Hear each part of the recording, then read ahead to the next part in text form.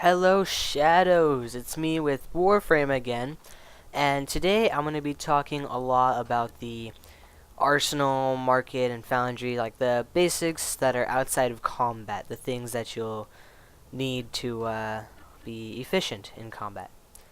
I'm just going to kind of explain everything, kind of like a tutorial type thing, really basic stuff as well as complicated. This is like your planet layout, like all the missions that are inside of them. A lot of them are locked until you beat a planet and move on to the next one. I think outside of a couple of these, there are the outer terminus. I don't know if that's just a mission or if it's actually goes out. I'll have to try it out later.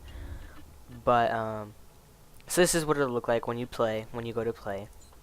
Now, your arsenal has everything, like all the stuff you can buy, and what we have are mods.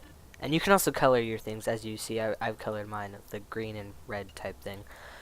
There are mods for your weapons. Now, I have the highest capacity that you can get on a weapon right now, which normally it is 30. You can go up to 30. That's on every single weapon, and that's a capacity. I'll tell you the capacities in a second. But there's also a thing where you can supercharge your weapon to double the capacity, which is 60. So as you can see, these all right here, they're like cards, except they're mods, you know. And they each have their own abilities, like plus fire damage, and they all have a number next to them. And the number is how much, when you put it in one of these slots, that's how much mod capacity it's going to take up. As you can see right here, that's how much space I have left. Like, let me show you real quick. So if I take this out, see how it increased? So let's say I had all of these out, it would say 60 right here at the bar. So I would take my mods, put them in, and then it would reduce it. Now, the cards are, there's different levels of them. There are common cards, uncommon, and rare cards. And as it says, it literally there's common to find, uncommon, and then they're rare. If you look on like a wiki or something, the Warframe wiki, I use that a lot. It tells you where to get the cards at, or from certain factions. And now each of these has its own little level capacity that you can bring it to. As you can see on the left here, it's not zooming in, but on the left, how this is highlighted once, you can upgrade your cards to do more damage. And I believe, or like, for example, damage, like crit chance. This is crit chance instead of damage. Every time you level it up, it doubles it, I think. So this card right here, plus 30% fire damage, originally started off as 15, but I leveled it up once and it increased to 30. And with every increase in a mod, here I'll show you right now the mods. Let's see. There's like this whole system. So I'm on my primary weapon. I'm gonna organize them by name. It's much easier. So as you can see, I have a whole bunch of these magazine warps. So let me just like fuse some together real quick here. You would take one, and this is like the mod menu. You can organize them and everything.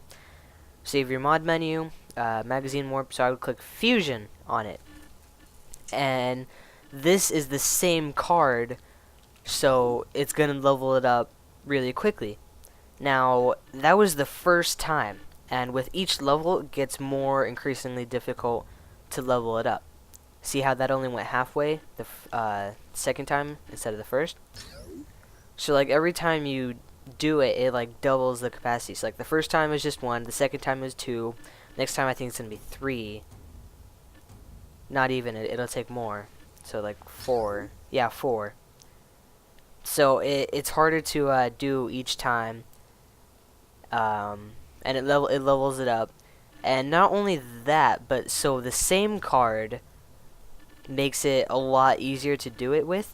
Otherwise, like let's say I didn't want this, the flèche, I would click it, and that also raises it. You could basically use any card to raise it. It doesn't do as much. It won't go up as much, but it'll still go up. Now, there's special things you can get in game which are called fusion cores. I do not have a lot at all right now. Tip: early on, when you get fusion cores, you're gonna want to save those for later, because you can easily find cards for the same type over and over again. Fusion cores, though, they increase it by a lot, and so you're gonna want to save them for like this special like rare mods that you'll get in the future. Like this one is rare. I've only found 2 like my whole entire time, and that was when I fused them together to make it better. But like this card right here. So if I go to like fusion cores, they're the best for trying to level it up if I wanted to. So I would use that instead. So that's how you could like fuse mods together. And if I hadn't already said, every time you fuse something, this little number on the side right here, which is your mod capacity, it goes up every time with it. I think just once for every time. So like if I level this up, it'd go to 6 and then like 7. Now along with that, also, as you can see up in the little corners here, the top right corners, there's different symbols on each one. I think this one right here, this little check mark, that means a damage mod. This one, and they're all called polarities. I'm pretty sure polarities. And so like this one, the straight line, I don't know what it means. Actually, I don't know. There's another one which is like a D. It looks like a D, and basically it's a defense mod. And here, let me see one right here. I know I have one. Defense mods, like it's a D, like a defense mod type thing. So each one, I'll demonstrate by using my Warframes. So those are the 3 main ones, and then for each Warframe that you have, there's these little checkmark ones on special abilities that are used for Warframes. Those are special for Warframes only. Other cards can be used by any Warframe, but like these ones right here, they have to be specific to that Warframe. Now, let's see. So, there's polarity slots along with the polarity mods or whatever, and those will reduce the cost in half of what you're going to be putting in there. So, like this check mark, that's a checkmark polarity slot, and it belongs to that one. So when I put it in there, the normal cost of it is, here, let me see real quick. The normal cost is just 5, but I put it in here, and it reduces it by like half, I think. So it went from 5 to 3.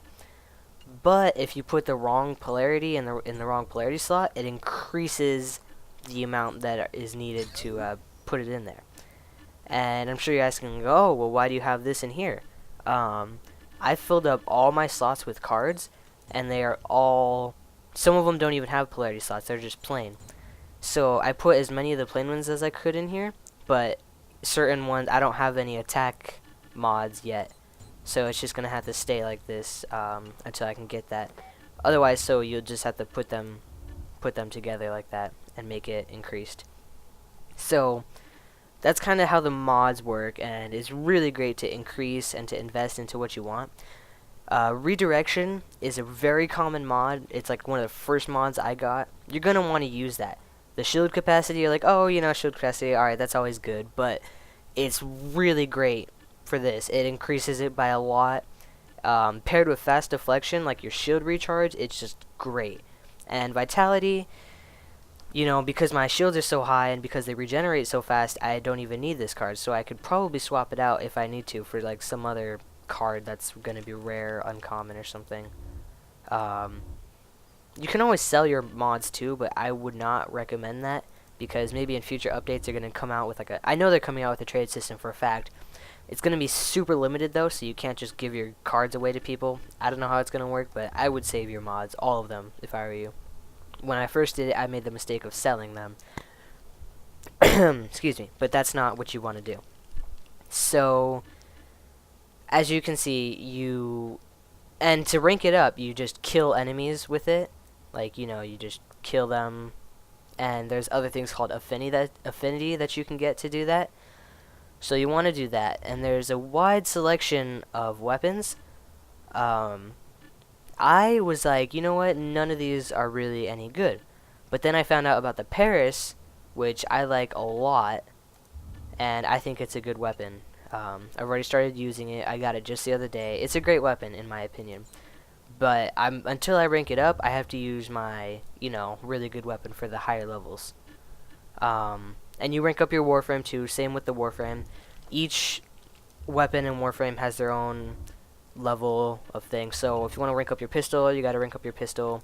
If you want to rank up your sword, you got to rank up your sword and stuff, So there's a lot of like rare mods and uncommon and your installed mods that you have to use to that.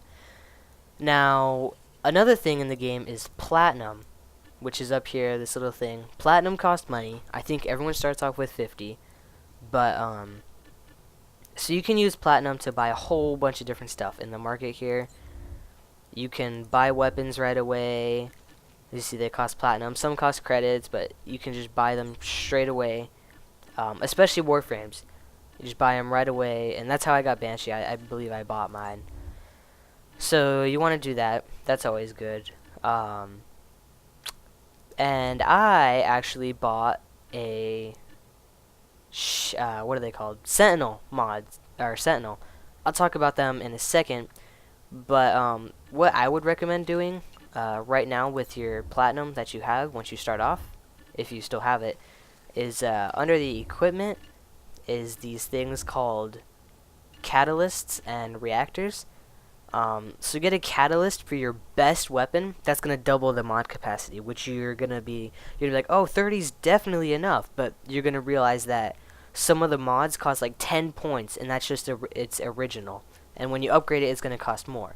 So you're definitely gonna want the double capacity. Catalysts do that for weapons, and reactors do that for Warframe. Sorry. So those are always really good to keep. You can buy one of each with 40, and then you'll have 10 left over. You can't buy anything with that, I think, but until you can get some more, that's what I would recommend spending it on. And then there's always blueprints for Sentinels. I'll go over those real quick. So Warframes. Well, weapons too, but so let's say you really wanted Banshee, like I did, or Ember. Let's use Ember for example. You wanted Ember really bad, but you don't have platinum. They sell in the store. They sell blueprints for your Warframe. So just like I did, I was like, oh, I'll buy a blueprint and I'll use that instead because I have lots of credits to buy it with. So I bought that, and then in the foundry is where all your blueprints are. And I'm not going to really go over the components that you need because those are just everywhere. I have no idea where to find them. If you look on the wiki, it'll tell you exactly where to get components for. But anyway, so like right here, Ember, this is my Ember blueprint, and you're like, oh, blueprint's really easy to get, really easy to find, whatever. So you get that, but then I didn't know this until now. When you get the blueprint, there's components that you need for it. And then, so like Ember chassis, I don't know how to say that. So you have to build each component for it, and I was like, alright, shouldn't be too hard to find. So I found the chassis, and then I have it, and those cost components to build. So I was like, oh, well, great, and that just means I have to go find each one. And it's not even a guarantee that you'll get, like, the helmet or systems anywhere. Like, just because it says it's found here doesn't mean it's guaranteed to get it. As you can see, I got Ember at the very beginning of the game. I still have yet to get the blueprints for it. So that's when I bought Banshee. And yes, you can also get systems for things that you already have. I don't know why I have those. I could probably sell them since I already have Banshee. But like I said, I'll keep them just in case in later updates those come into use. So there's always blueprints, but it's going to take a long time to get them. And on top of that, there's manufacturing times. So that's not fun. That's how I got the Paris. And the Amphis too. Amphis is a really cool melee weapon. That's what I had to do. I had to get blueprints for them and use that instead. So it was kind of hard to get them. Some are harder than others, but it always turns out to be great in the end. Now, the Sentinels, what these guys are is they just help you in battle in a bunch of different ways, and they float right above you. When you first get one, if you have one, they're really kind of annoying at first because it's like right in the corner of your screen, like somewhere over here or somewhere over here, and it's just there, and you're like, why is this here? Why do I see it? But you get really used to it. Like at first I was like, great, I just wasted that, it's in the way, I can't even see or anything, but you get used to them and it's better. As you can see, like here and on the Shade Sentinel, there's like accessories you can put on it, but those cost platinum, which I'm not gonna waste just for some fancy wings or something you can put on it. I don't even know. So what you do with there's 2 Sentinels right now currently. I think more coming out, and they're adding more features for them. But the Sentinels, they each do different things. Shade is a stealth type Sentinel, mainly stealth from what I've noticed. Each Sentinel comes with 2 abilities. The main one for Shade is what it's called, is it cloaks the owner when enemies are close. The cloak is disrupted if owner attacks. Now, that is exactly kind of like what it is. You have to be in a direct line of sight of an enemy. Now, if you're trying to do stealth, you can't just run up to enemies, because they can see you as far away as their vision field goes. But the Ghost, what's it called, mod, the Ghost mod only does a limited range. I don't know by upgrading it if it increases that or something, but I've upgraded it. I don't really know what it does when you upgrade it. So I hope I put good points into it. And it's really useful because you're invisible and no one knows you, would know where you are or anything. So it's really great. And the other one is Revenge. It doesn't attack an enemy unless the enemy has attacked the Sentinel's master. I don't see how that's like a specific mod thing. Like I don't know. I guess it's whoever shot you first, it'll attack them. I don't really see how that's super good, because doesn't it automatically shoots people already, or well, it's supposed to. The Shade Sentinel comes with a burst fire laser pistol, which it uses to shoot. You can put regular mods that you have from your inventory onto this guy. One really great mod I found useful is the electric damage. And it's really great because, like, let's say I'll be attacking enemies or whatever, and one guy comes up behind me, and he's about to hit me, or he already has, and my Sentinel just, like, shoots him real quick with a burst, and then he's just, like, sitting there stunned by the electric damage. I can turn around and just knock him away with my giant sword or whatever. So, it's however you want to customize it. I don't think certain mods will help, like slip magazine, like magazine capacities and whatever. I don't know if those will help or not. It has unlimited ammo as far as I'm concerned. Also, another thing is if you buy any Warframe weapon or Sentinel, it automatically comes with a Orokin catalyst. Orokin, I don't know how to say it. It already comes with one of those, so if you buy one, you don't need to worry about getting another one. So it ranks up the same way as the other ones, like Burst Laser Pistol, rank 20. It ranks up just the same as your other ones as long as it shoots. The other Sentinel, Worm, that one comes with an assault rifle. I don't know how great it is, how long it shoots or whatever, and I don't know many of its abilities. Wait, yes I do. I have half of its cards right here. No I don't. Well, one of them is like a crowd dispersion thing. It basically... Here, I think I have it in here. Crowd dispersion... No, not installed. Yeah, here we go. Worm. Unleashes radial stun damage when multiple enemies are nearby. And Warrior. Sentinel will attack first visible enemy in range. So it's more of an offense type gameplay. Like, it's really good for that. Because, I mean, if you could just equip your assault rifle mods to it, and then, you know, it'll just do its thing. And it's really good for that. Otherwise, there's all kinds of mods, like fast deflection, kind of like the other one, the shield recharge. Guardian boosts owner shields when it runs out. That's always good. Regen is important. Get that as soon as you can. Because your Sentinels, they have their own health, shields, and everything. And once they die, they're gone for the whole rest of the mission. Now, they will come back after the mission's over, luckily. But Sentinels, you rely on them a lot. Like I do, turning invisible and stuff. Especially if I'm playing solo play. But if they die, like, they're gone. So you really want to put regen on. I don't know if upgrading it makes them regenerate another time. But basically, once it's killed, it comes back, you know. So that's always good. Like vitality, more health, steel fiber plus armor. So there's mods for them as well. I think I have all the mods that you can get for Sentinels. I don't know. Maybe there's 2 more out there or something. Maybe they'll make more. But you know. So that's our Sentinels. I don't have the other one. I'm not going to pay for it. You cannot have 2 Sentinels on at once. If you did, that'd be great, but it also cause a lot of things because the other one shoots enemies right away. This one doesn't. You know, it waits for you to attack. You can customize the colors on it. I don't even know where the pistol's at on here, so you can't customize the colors. But, you know. So, that's the whole kind of inventory system and market. Market is where you go to buy blueprints for stuff, just in case you're wondering. So like Arsenal right here, if you see it, you're like, well, I can't, there's no blueprints here, you just, the weapons itself. You know, so you'll have to do that. And then weapons like this, they don't have any price. You have to rank up, basically. You're like, oh, I'm like a level 30, and this is what, a level 2 or 3? Actually, up here at the top, it says right here, I'm a level 2. It's kind of, it takes a really long time to rank up, but there's like a level system, and I think it goes all the way up to 4. And there's no, sorry, wrong one. There's no actual benefit to it besides unlocking certain things like Rhino. In order to even buy Rhino, you have to be like a level 4, which is really hard to get to. And at the end of every level, there's a challenge. So don't fail that challenge, otherwise I think it like resets for a day or something like that. So try not to fail them. They're pretty easy. I've already taken one, and it was just like kill enemies with your sidearm, which is really easy. So that's it mainly for the inventory systems and everything. So there's just mostly a tutorial.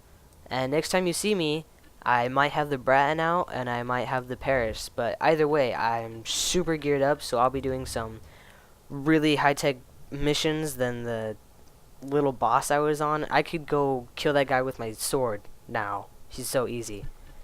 So, and lots of new stuff to come out. Update 8 has a lot of stuff, including clans. Clans is one thing I wanted to cover over here. Check out clans. Mine's called the Shadow Army, as you all probably could have guessed, the Shadow Army. So check that out, and it's going to be great. They have dojos coming out with like 50 people can be up to them at once, I hear. All sorts of cool stuff. So check that out when you can. Join my clan. Invite as many people as you can. So I'll be seeing you soon doing missions, gameplay. So until next time, see ya.